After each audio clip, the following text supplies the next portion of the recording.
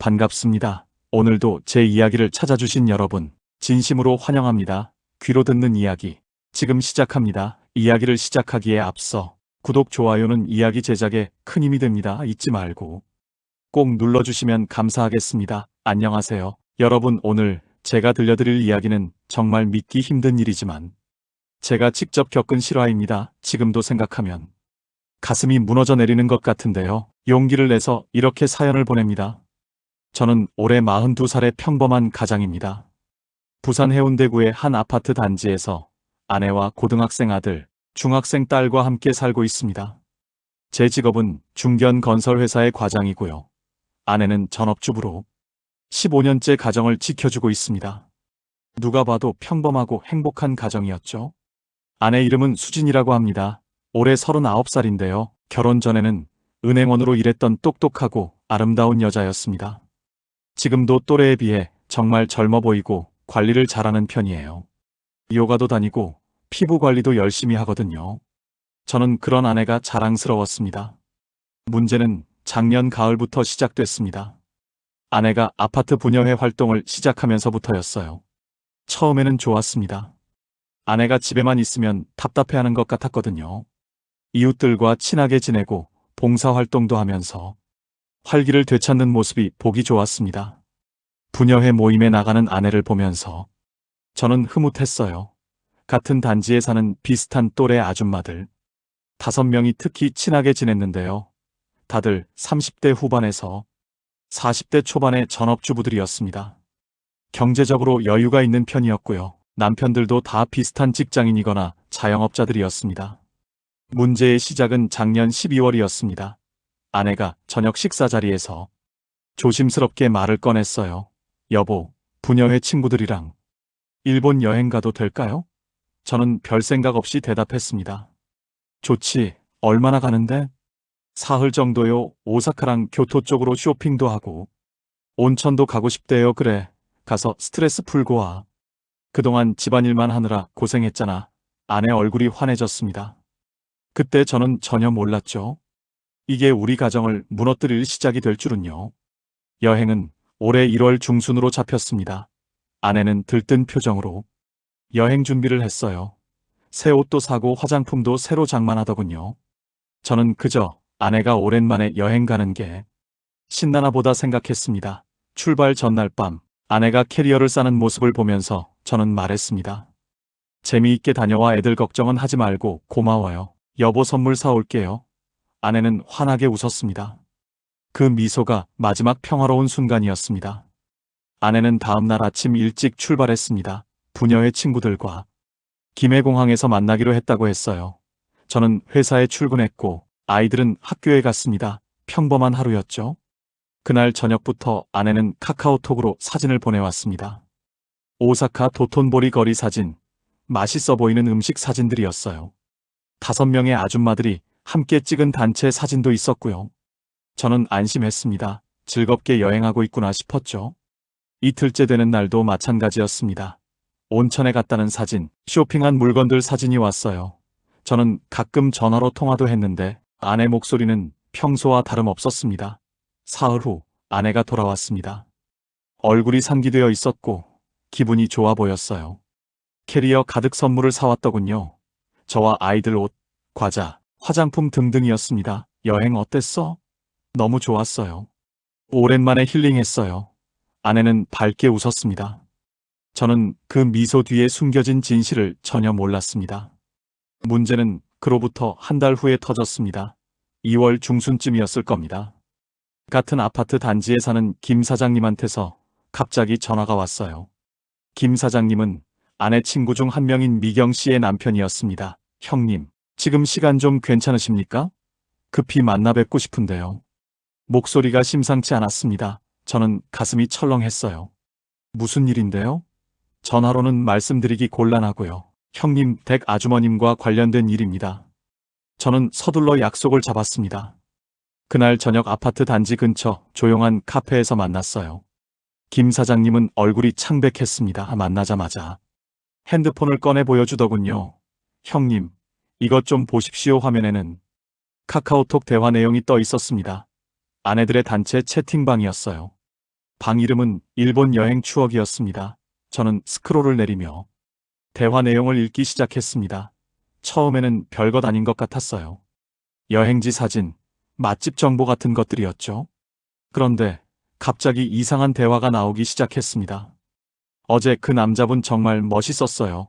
맞아요. 목소리도 좋고. 다음에 또 만날 수 있을까요? 저는 눈살을 찌푸렸습니다. 뭔가 이상했어요. 이게 무슨 내용입니까? 김 사장님이 한숨을 쉬었습니다. 더 읽어보십시오. 저는 계속 스크롤을 내렸습니다. 그리고 경악할 만한 내용들이 쏟아져 나왔습니다. 어젯밤 정말 짜릿했어요. 저도요. 오랜만에 여자로 느껴졌어요. 남편한테는 절대 비밀이에요. 당연하죠. 무덤까지 가져가야죠. 심장이 멎는 것 같았습니다. 손이 떨려서. 핸드폰을 제대로 잡을 수가 없었어요. 이게 대체 무슨 소리입니까? 김 사장님이 무거운 목소리로 말했습니다. 형님, 저도 믿을 수가 없었습니다. 그런데 어제 집사람 핸드폰을 우연히 보게 됐는데요. 이런 내용들이 있더군요. 우연히요? 네, 집사람이 샤워하면서 핸드폰을 거실에 두고 갔는데 카톡 알림이 계속 떠서 보게 됐습니다. 처음에는 그냥 친구들끼리 수다 떠는 줄 알았는데요. 저는 계속 대화 내용을 읽었습니다. 갈수록 심각했어요. 그 남자한테서 연락 왔어요? 저도요. 사진 보내달래요. 저는 전화도 받았어요. 조심해야 할 텐데 남편이 눈치챌까봐 무섭네요. 저는 핸드폰을 내려놓았습니다. 손이 너무 떨려서 더 이상 볼 수가 없었어요. 김 사장님, 이게 정확히 무슨 의미입니까? 설마 우리 아내들이? 김 사장님이 고개를 끄덕였습니다. 저도 믿고 싶지 않았습니다. 그래서 어제 집사람을 다그쳐서 물어봤어요. 처음에는 발뺌하더니 결국 실토하더군요. 뭐라고 했습니까? 일본 여행이 사실은 단순한 관광이 아니었답니다. 여행사에서 특별 프로그램으로 소개팅 같은 걸 주선해줬다는 겁니다. 저는 귀를 의심했습니다. 소개팅이요? 기혼 여자들끼리 가는 여행에서요? 네, 정확히는 미팅이라고 해야 할까요? 일본에 사는 한국 남자들이나 일본 남자들과의 만남을 주선해주는 프로그램이랍니다. 물론 불법이겠죠. 암암리에 진행되는 거였대요. 머리가 멍해졌습니다. 이게 현실인가 싶었어요. 그래서 우리 아내들이 그 남자들과 김 사장님이 힘들게 말을 이었습니다. 제 집사람 말로는 처음에는 그냥 같이 저녁 먹고 술 한잔하는 정도였대요. 가이드가 소개해준 남자들이 5명 나왔고요. 1대1로 짝을 지어줬답니다. 그리고요. 첫날 밤에는 정말 그냥 이야기만 나눴대요. 그런데 둘째 날 밤에 온천 호텔에서 김 사장님이 말을 잇지 못했습니다. 저는 답답한 마음에 다그쳤어요. 그래서 뭐가 어떻게 됐다는 겁니까? 형님, 죄송합니다. 제 집사람이 자백한 내용인데요. 5명 모두가 각자 방에서 그 남자들과 더 이상 듣지 않아도 알 수 있었습니다. 저는 자리에서 벌떡 일어났어요. 말도 안 됩니다. 우리 수진이가 그럴 리 없어요. 하지만 제 목소리는 떨리고 있었습니다. 확신이 없었어요. 김 사장님이 안타깝게 쳐다봤습니다. 형님, 저도 믿고 싶지 않았습니다. 그런데 집사람이 다 털어놨어요. 여행사 이름도 알아냈고요. 가이드 이름도 있습니다. 그게 사실이라는 증거가 있습니까? 김 사장님이 다시 핸드폰을 꺼냈습니다. 이번에는 다른 대화 내용을 보여줬어요. 이거 보십시오. 제 집사람 폰에 있던 건데요. 화면에는 낯선 남자와의 1대1 채팅이 있었습니다. 내용이 노골적이었어요. 사진도 있었습니다. 여자의 얼굴은 안 나왔지만 몸매가 드러나는 사진이었죠. 이게 제 집사람이 보낸 사진입니다. 그 남자가 요구했다네요. 저는 더 이상 버틸 수가 없었습니다. 의자에 주저앉았어요. 그럼 우리 아내들이 정말 그런 짓을? 형님, 우리뿐이 아닙니다. 5명 모두가 그랬답니다. 제 집사람이 다 얘기해줬어요. 그날 밤 저는 집에 돌아갈 수가 없었습니다. 카페에서 나와 혼자 바닷가를 걸었어요. 새벽까지 걸었습니다. 머릿속이 복잡했어요. 어떻게 해야 할까요? 아내를 다그쳐 물어봐야 할까요? 아니면 모른 척 해야 할까요? 아이들은 어떻게 하죠? 새벽 4시쯤 집에 들어갔습니다. 아내는 자고 있었어요. 평화로운 얼굴이었습니다. 저는 그 얼굴을 보면서 생각했어요. 저 얼굴 뒤에 그런 비밀이 숨어 있다니 잠을 잘 수가 없었습니다. 뒤척이다가 동이 트고 나서야 겨우 눈을 붙였어요. 아침에 일어나니 아내가 아침 식사를 준비하고 있었습니다. 여보, 어젯밤에 늦게 들어왔네요? 회식이었어요? 응, 그래. 저는 대답하기가 힘들었습니다. 평소처럼 행동해야 한다는 걸 알았지만 쉽지 않았어요. 아내는 전혀 눈치채지 못했습니다. 아니, 눈치채지 못한 척 했는지도 모르죠. 오늘 부녀회 모임 있어요. 점심 먹고 나갈게요. 그래, 저는 고개만 끄덕였습니다. 아내를 쳐다볼 수가 없었어요. 회사에 출근해서도 일이 손에 잡히지 않았습니다. 김 사장님한테서 다시 전화가 왔어요. 형님, 오늘 저녁에 다른 형님들도 만나기로 했습니다. 다 같이 이야기 나눠야 할 것 같아서요. 다른 형님들이요? 네, 그 5명의 남편들 말입니다. 다들 연락했더니 만나자고 하더군요. 그날 저녁 우리 5명의 남편들이 모였습니다. 같은 아파트 단지에 사는 사람들이었어요. 평소에는 가끔 주차장에서 마주치면 인사나 나누는 사이였죠. 분위기가 무겁게 가라앉아 있었습니다. 모두들 비슷한 상황이었어요. 박 과장이라는 분이 먼저 입을 열었습니다. 저는 어제 집사람한테 다 들었습니다. 처음에는 뺨을 때렸어요. 그랬더니 울면서 자백하더군요. 뭐라고 했습니까? 여행사에서 기획한 프로그램이래요. 중년 여성들을 위한 특별 로맨스 투어라나 뭐라나 물론 비밀리에 진행되는 거고요. 이 과장이라는 분도 거들었습니다. 제 집사람도 비슷한 얘기를 했습니다. 처음에는 그냥 관광이랑 쇼핑만 할 줄 알았대요. 그런데 가이드가 은밀하게 제안을 했답니다. 특별한 만남을 주선해 주겠다고요. 그래서 다들 동의한 겁니까? 처음에는 거부했대요. 그런데 가이드가 계속 유혹했답니다. 인생에서 한 번쯤은 이런 경험도 해봐야 하지 않냐. 남편은 절대 모를 거라고요. 저는 분노가 치밀었습니다. 그래서 우리 아내들이 그 유혹에 넘어간 겁니까? 최 부장이라는 분이 한숨을 쉬었습니다. 형님들, 솔직히 우리도 책임이 있습니다. 아내들이 왜 그런 유혹에 넘어갔을까요? 우리가 집에서 아내들을 제대로 챙겨줬습니까? 그렇다고 해서 저런 짓을 해도 된다는 겁니까? 아니죠. 물론 잘못입니다. 하지만 우리도 반성해야 합니다. 말은 그렇게 했지만 분노는 가라앉지 않았어요. 배신감이 컸습니다. 김 사장님이 정리하듯 말했습니다. 형님들, 일단 사실관계부터 정확히 파악합시다. 제 생각에는 이게 조직적인 범죄 같습니다. 여행사를 고발해야 하지 않을까요? 그러면 우리 아내들 일도 다 드러나는 거 아닙니까? 그래도 이런 불법 행위를 그냥 둘 수는 없죠. 논의는 길어졌습니다. 밤이 깊도록 이야기를 나눴어요. 결론은 이랬습니다. 일단 각자 아내들한테서 정확한 진술을 받자. 그리고 여행사 정보를 모아서 법적 대응을 검토하자. 하지만 일단은 아이들한테는 비밀로 하자.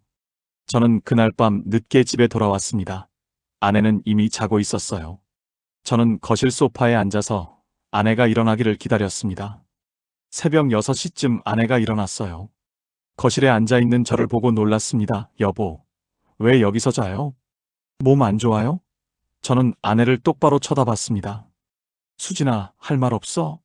뭐요? 일본 여행 말이야. 아내 얼굴이 굳었습니다. 순간적으로 당황하는 게 보였어요. 일본 여행이 왜요? 거기서 뭐 했어? 그냥 관광하고 쇼핑했죠. 뭐 정말 그게 다야? 아내가 눈을 피했습니다. 거짓말하는 게 분명했어요. 여보, 갑자기 왜 이래요? 저는 핸드폰을 꺼냈습니다. 김 사장님한테서 받은 대화 내용. 캡처 화면을 보여줬어요. 이게 뭐야? 아내 얼굴이 창백해졌습니다. 입술이 파르르 떨렸어요. 이건 이게 뭐냐고 물었어. 어떻게 이걸? 미경 씨 남편한테서 받았어. 다 알아. 그러니까 거짓말하지 말고 사실대로 얘기해. 아내가 그 자리에 주저앉았습니다. 눈물이 주르륵 흘러내렸어요. 미안해요. 여보 미안해요. 미안하다는 말로 끝날 일이야? 대체 무슨 짓을 한 거야? 저도 모르겠어요. 어떻게 그렇게 됐는지 처음부터 다 얘기해. 하나도 빠뜨리지 말고. 아내는 흐느끼면서 이야기하기 시작했습니다. 여행사는 표면적으로는 평범한 관광 상품을 파는 곳이었대요. 하지만 중년 여성 고객들에게는 은밀하게 다른 프로그램을 제안했답니다. 아내 친구 중 한 명인 미경 씨가 먼저 그 정보를 알았대요. 미경 씨가 다른 친구한테서 들었다고 하더군요. 처음에는 다들 황당해했답니다. 말도 안 되는 소리라고요. 그런데 미경 씨가 계속 설득했대요. 한 번쯤은 이런 경험도 괜찮지 않냐고요. 인생에서 마지막 모험이 될 수도 있다고요. 그래서 너희들이 다 동의한 거야? 처음에는 아니었어요. 저는 절대 안 된다고 했어요. 그런데 다른 친구들이 하나둘 찬성하기 시작했어요. 그래서 결국 저도 호기심이 생겼어요. 정말 그냥 호기심이었어요. 호기심이라는 말에 분노가 치밀었습니다. 하지만 참았어요. 일단 다 들어야 했으니까요. 아내 말로는 여행 첫날은 정말 평범한 관광이었답니다. 오사카 시내를 둘러보고 쇼핑도 하고요. 저녁 때 가이드가 은밀하게 제안했대요. 특별한 저녁 모임이 있는데 참석하시겠냐고 물었어요. 거절할 수도 있다고 했고요. 그래서 너희들이 다 간 거야? 네, 저는 고개를 저었습니다. 믿을 수가 없었어요. 아내는 계속 이야기했습니다. 저녁 모임 장소는 조용한 일식당이었대요. 거기서 5명의 남자들이 기다리고 있었답니다. 어떤 남자들이었어? 한국 남자들이었어요. 일본에서 사업한다는 사람들이었어요. 나이는 우리보다 조금 어렸어요. 30대 후반에서 40대 초반. 그래서 처음에는 그냥 같이 저녁 먹고 이야기 나누는 정도였어요. 술도 마시고요. 그 다음은 아내가 말을 잇지 못했습니다. 계속 다그쳤어요. 그 다음에 뭐가 어떻게 됐냐고 1대1로 짝이 지어졌어요. 제 짝은 준혁이라는 남자였어요. 이름까지 기억한다는 게 더 화가 났습니다. 그 남자랑 뭘 했어? 처음에는 정말 이야기만 했어요. 그 남자가 얘기를 재미있게 하더라고요. 오랜만에 웃었어요. 그게 다야? 아내가 고개를 숙였습니다. 첫날 밤에는 그게 다였어요. 호텔에 돌아와서 잤어요. 둘째 날은? 아내가 흐느끼기 시작했습니다. 둘째 날은 계속 말해 온천 호텔로 갔어요. 가이드가 특별히 예약했다면서요. 저녁에 또 그 남자들이 왔어요. 그래서 술을 많이 마셨어요. 분위기가 이상하게 흘러갔어요. 어떻게 이상하게? 그 남자들이 스킨십을 시도했어요. 처음에는 손잡는 정도였는데 점점 더 이상 듣고 싶지 않았습니다. 하지만 들어야 했어요. 계속 말해 결국 각자 방으로 갔어요. 방에서 뭘 했어? 아내가 울면서 대답했습니다. 미안해요. 여보 정말 미안해요. 뭘 했냐고 물었어. 그냥 그런 거였어요. 정확하게 말하지 않아도 알 수 있었습니다. 머리가 터질 것 같았어요. 한 번이야? 아내가 고개를 끄덕였습니다. 그날 밤 한 번만이에요. 정말이에요. 그 후로는 다음 날 아침에 헤어졌어요. 그 남자가 연락처를 달라고 했는데 안 줬어요. 거짓말 정말이에요. 김 사장님이 본 그 메시지는 미경이 한 거예요. 저는 연락처 안 줬어요. 하지만 믿을 수가 없었습니다. 핸드폰을 보여달라고 했어요. 핸드폰 내놔 여보 내놓으라고. 아내가 떨리는 손으로 핸드폰을 건넸습니다. 저는 카카오톡을 열어봤어요. 단체 채팅방이 있었습니다. 일본 여행 추억이라는 방이었죠. 대화 내용을 읽어봤어요. 김 사장님이 보여준 것과 비슷한 내용들이었습니다. 그런데 1대1 채팅은 없었어요. 아내 말대로 연락처를 주지 않은 게 사실인 것 같았습니다. 하지만 그게 위안이 되지는 않았어요. 이미 저지른 일이 있었으니까요. 다른 친구들은 어때? 다들 너처럼 한 거야? 다들 비슷했을 거예요. 같은 날. 밤에 미경이는 연락처를 준 거고, 네, 미경이랑. 다른 한 명은 연락처를 줬어요. 계속 연락하고 있는 것 같아요. 이건 더 심각한 문제였습니다. 이혼하자. 저는 그렇게 말했습니다. 순간적으로 나온 말이었어요. 아내가 울부짖었습니다. 안 돼요. 여보 제발 용서해 주세요. 한 번만 용서해 주세요. 용서? 내가 무슨 짓을 한 건지 알아? 알아요. 제가 미쳤어요. 정말 미친 짓이었어요. 그걸 알면서 왜 그랬어? 모르겠어요. 그때는 정신이 없었어요. 술도 마셨고, 분위기도 그랬고. 핑계 대지 마 핑계가 아니에요. 정말 그랬어요. 지금 생각하면 꿈 같아요. 내가 어떻게 그런 짓을 했나 싶어요. 아내는 계속 울었습니다. 하지만 저는 마음이 움직이지 않았어요. 애들한테 뭐라고 할 거야? 애들한테는 말하지 마세요. 제발요. 내가 말 안 해도 알게 될 거야. 같은 아파트 다른 집들도 다 같은 상황이잖아. 그래도 제발, 제발 애들한테만은 아내는 바닥에 엎드려서 울었습니다. 저는 그 모습을 보면서도 동정심이 들지 않았어요. 그날부터 저희 집은 냉랭해졌습니다. 저는 아내와 말을 하지 않았어요. 식사도 따로 했고요. 아이들은 눈치를 챘지만 뭐라고 물어보지 않았습니다. 일주일쯤 지났을 때 다시 남편들 모임이 있었습니다. 상황을 공유하는 자리였어요. 박 과장이 말했습니다. 저는 이혼 서류 준비했습니다. 더 이상 같이 살 수 없어요. 이 과장도 고개를 끄덕였습니다. 저도 마찬가지입니다. 집사람이 계속 빌지만 용서가 안 됩니다. 최 부장이 한숨을 쉬었습니다. 형님들, 그런데 정말 이혼까지 가야 합니까? 아이들 생각은 안 하십니까? 아이들 때문에 더 이혼해야죠. 이런 엄마 밑에서 자랄 수 없지 않습니까? 하지만 형님, 애들한테는 엄마가 필요합니다. 말은 그렇게 했지만 모두들 마음이 복잡했어요. 김 사장님이 다른 화제를 꺼냈습니다. 형님들, 여행사 정보는 다 모았습니다. 이름은 에이스 투어고요. 사무실은 서울 강남에 있습니다. 고발하기로 합니까? 그런데 문제가 있습니다. 고발하면 우리 아내들도 조사를 받아야 해요. 자칫하면 언론에 노출될 수도 있고요. 그 말에 모두들 침묵했습니다. 그럼 그냥 넘어가자는 겁니까? 아니요. 제 생각에는 민사로 가는 게 낫겠습니다. 위자료 청구 소송을 하는 거죠. 여행사한테요? 네. 그리고 그 남자들한테도 손해배상 청구를 할 수 있습니다. 법적인 문제는 복잡했습니다. 변호사와 상담하기로 했어요. 그 사이 아파트 단지에 소문이 퍼지기 시작했습니다. 5가정의 분위기가 이상해진 걸 이웃들이 눈치챈 거예요. 그 집들 요즘 왜 그래? 모르겠어. 부부 싸움 하나 봐. 5집이 동시에? 뭔가 있나 봐. 소문은 빠르게 퍼졌습니다. 정확한 내용은 몰라도 뭔가 문제가 있다는 건 다들 아는 것 같았어요. 아이들도 학교에서 눈치를 챘습니다. 같은 단지 아이들끼리 이야기가 오갔던 거죠. 어느 날 아들이 물었습니다. 아빠, 엄마랑 왜 싸워요? 아빠 일이야. 신경 쓰지 마. 학교에서 애들이 이상한 소리를 해요. 무슨 소리? 우리 엄마들이 뭔가 잘못했다고요. 가슴이 철렁했습니다. 누가 그런 소리를 하던? 친구들이요. 정확히는 모르는 것 같은데. 그냥 어른들이 그러는 거 들었대요. 소문이 아이들한테까지 간 겁니다. 이건 심각한 문제였어요. 저는 다시 남편들을 모았습니다. 형님들, 소문이 아이들한테까지 갔습니다. 저희 집도 마찬가지입니다. 이러다가 정확한 내용까지 알려지면 어떻게 합니까? 막을 수 없을 겁니다. 최 부장이 제안했습니다. 차라리 우리가 먼저 사실을 공개하는 게 낫지 않을까요? 물론 구체적인 내용은 빼고요. 무슨 말씀이세요?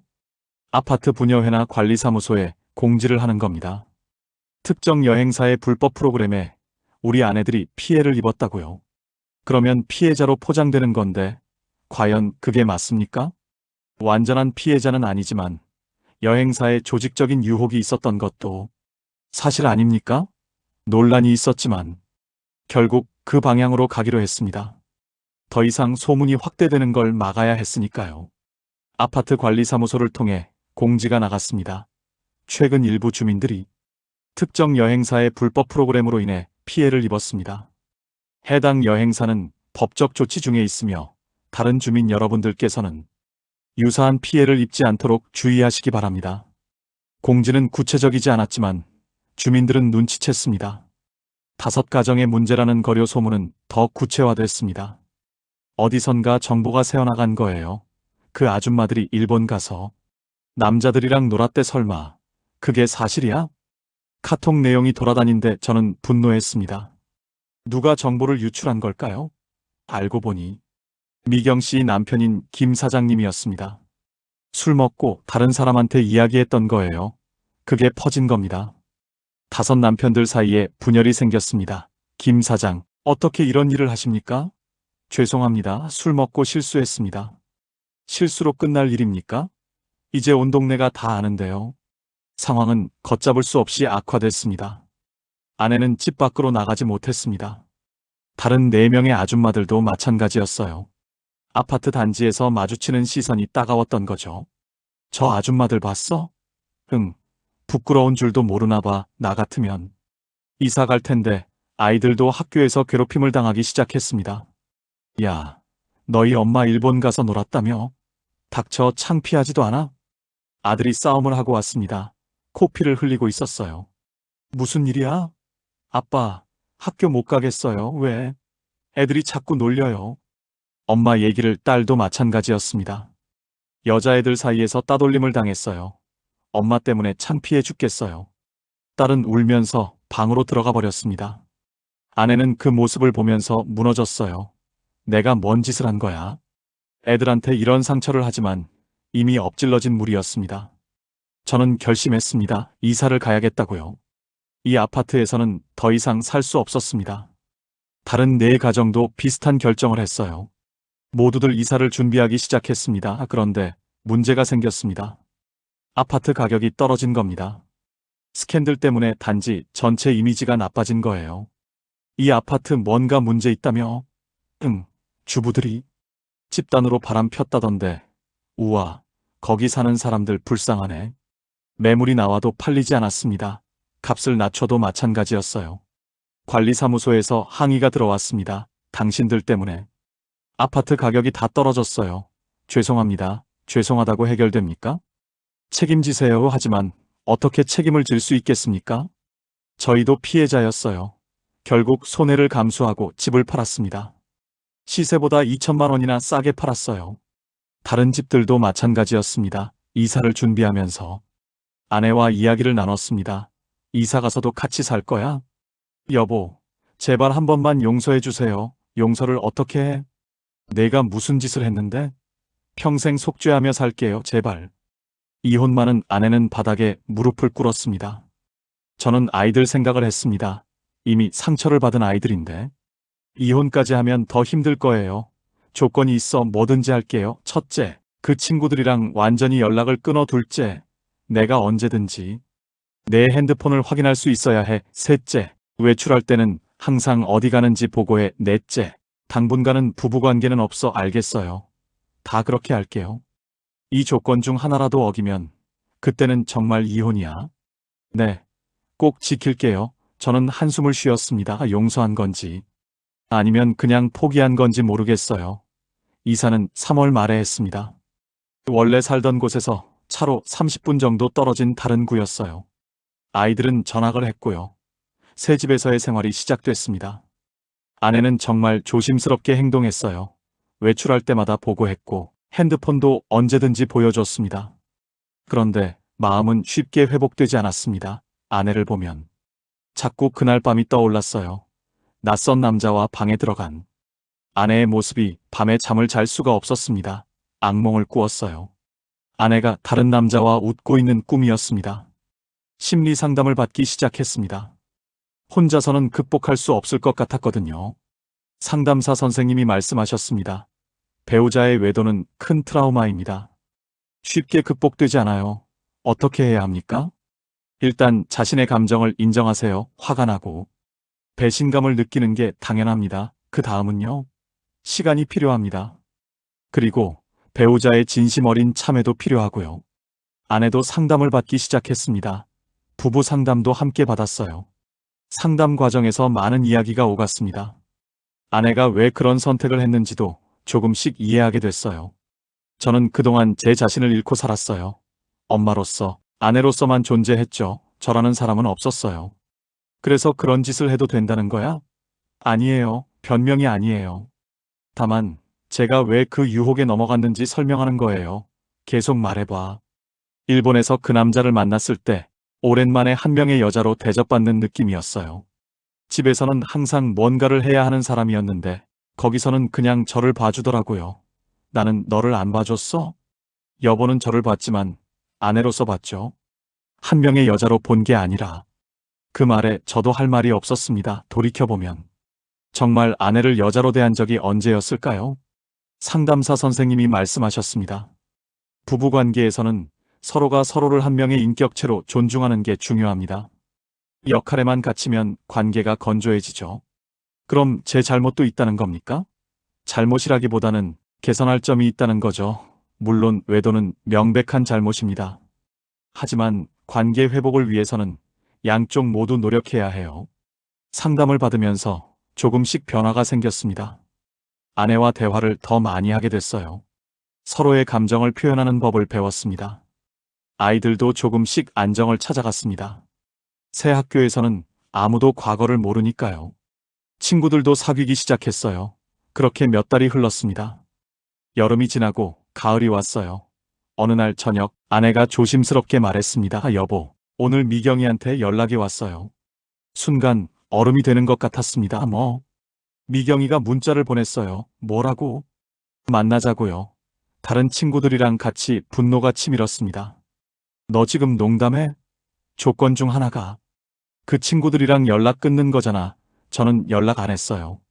미경이가 먼저 보낸 거예요. 그래서 무시했어요. 답장도 안 했고요. 그냥 여보한테 보고하는 거예요. 핸드폰을 확인했습니다. 정말로 미경이한테 온 문자가 있었어요. 아내는 답장을 하지 않았더군요. 앞으로도 연락 오면 다 무시해 그럴게요 하지만 마음이 편하지 않았습니다. 그 친구들이 계속 연락하면 어떻게 될까요? 며칠 후 또 연락이 왔습니다. 이번에는 다른 친구한테서였어요. 수진아, 우리 한 번만 만나자. 미안한 마음 전하고 싶어. 아내는 또 무시했습니다. 하지만 연락은 계속 왔어요. 왜 답장 안 해? 우리가 뭐 그렇게 큰 죄를 지었어?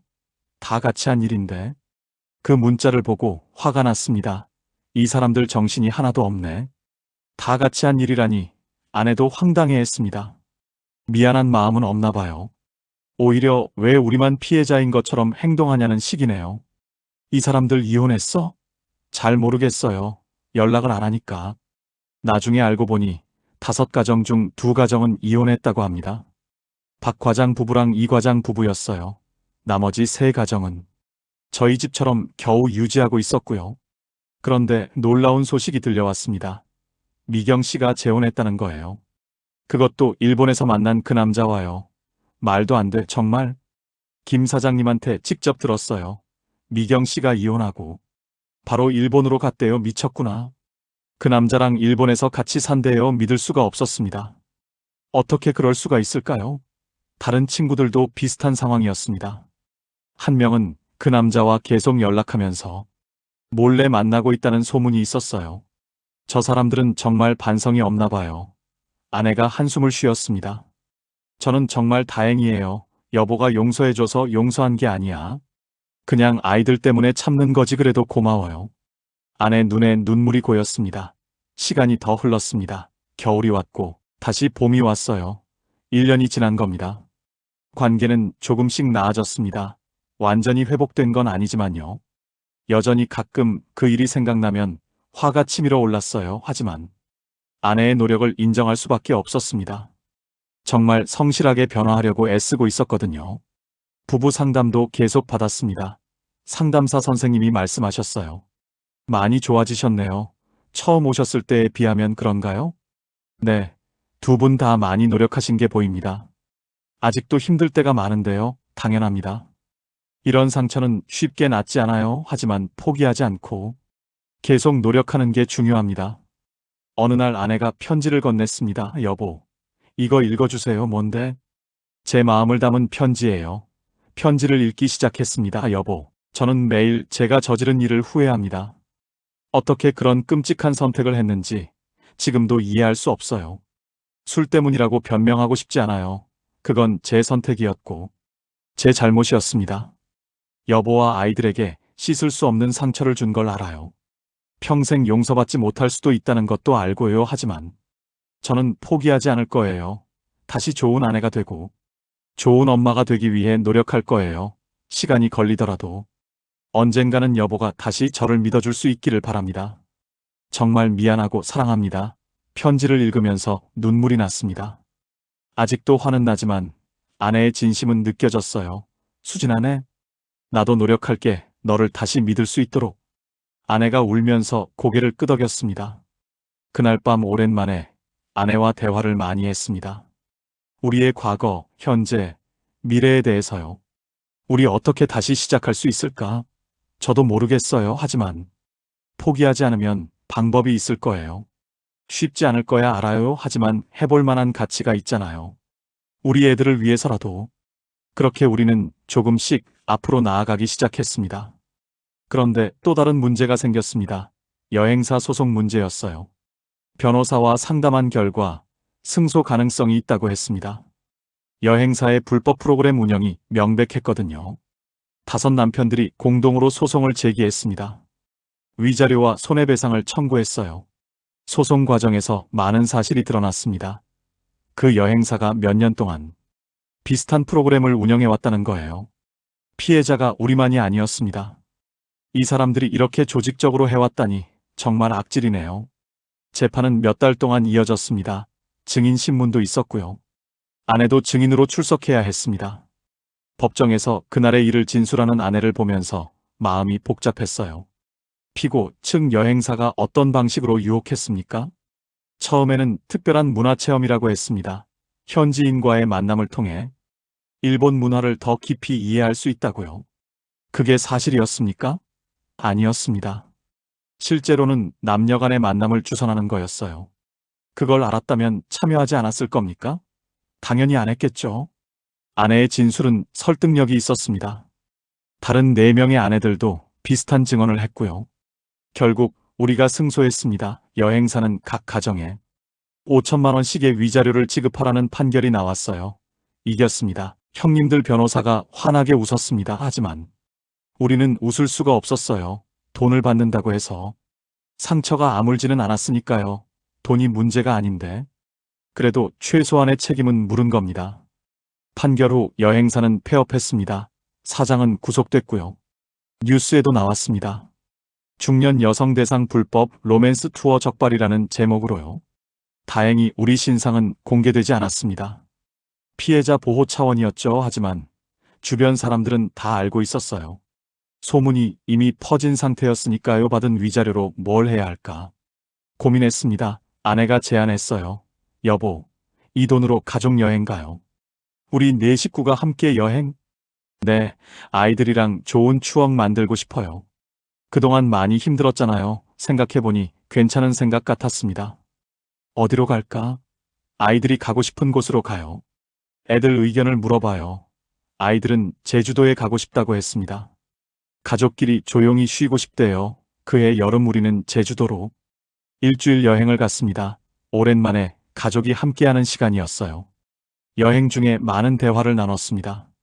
아이들의 마음도 들어봤고요. 아빠, 저희 이제 괜찮아요. 아들이 말했습니다. 정말? 네, 처음에는 정말 힘들었어요. 학교도 가기 싫었고. 근데 이제는 새로운 친구들도 생기고 괜찮아졌어요. 딸도 고개를 끄덕였습니다. 저도요, 새 학교가 좋아요. 아내가 아이들한테 말했습니다. 엄마가 정말 미안해. 너희한테 큰 상처를 줘서 엄마, 이제 그만해요. 계속 사과하지 마요. 그래도 우리 이제 앞으로만 보기로 해요. 과거는 과거니까. 아들의 말에 우리 모두 눈물을 흘렸습니다. 제주도에서의 일주일은 치유의 시간이었습니다. 가족이 다시 하나가 되는 느낌이었어요. 마지막 날 저녁 바닷가에서 4 식구가 나란히 앉아 있었습니다. 해가 지고 있었어요. 여보, 고마워요. 아내가 조용히 말했습니다. 뭐가? 저를 포기하지 않아줘서요. 나도 많이 생각했어. 정말 이혼해야 하나? 아니면 한 번 더 기회를 줘야 하나? 왜 기회를 주기로 했어요?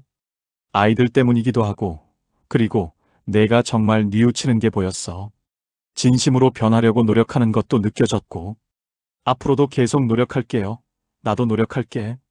너를 더 잘 이해하고 존중하도록 우리는 손을 잡았습니다. 오랜만에 느껴지는 따뜻함이었어요.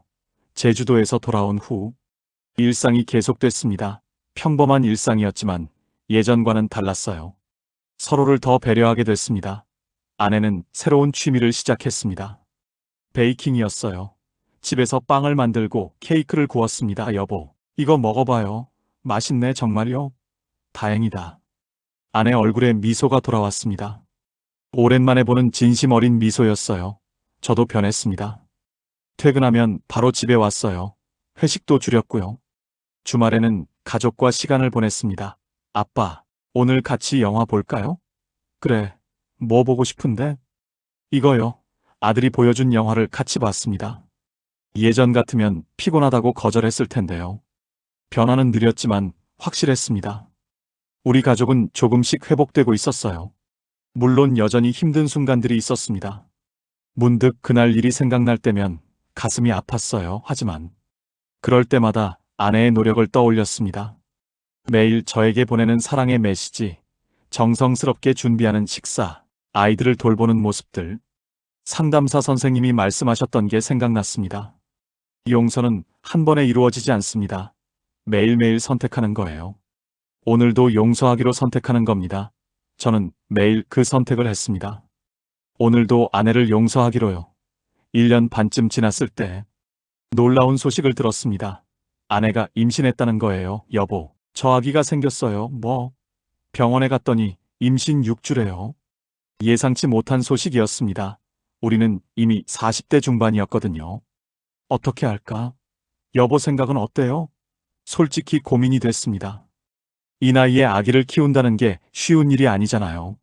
하지만 다르게 생각하면 이건 새로운 시작이 될 수도 있었어요. 우리 가족에게 새 생명이 온다는 건 나차 정말요? 응, 이것도 인연이야. 새로운 시작이라고 생각하자. 아내가 울면서 안겼습니다. 고마워요. 여보 아이들도 기뻐했습니다. 우와, 동생 생겨요? 남자 동생이면 좋겠다. 나는 여자 동생이 좋은데 오랜만에 집안에 웃음이 가득했습니다.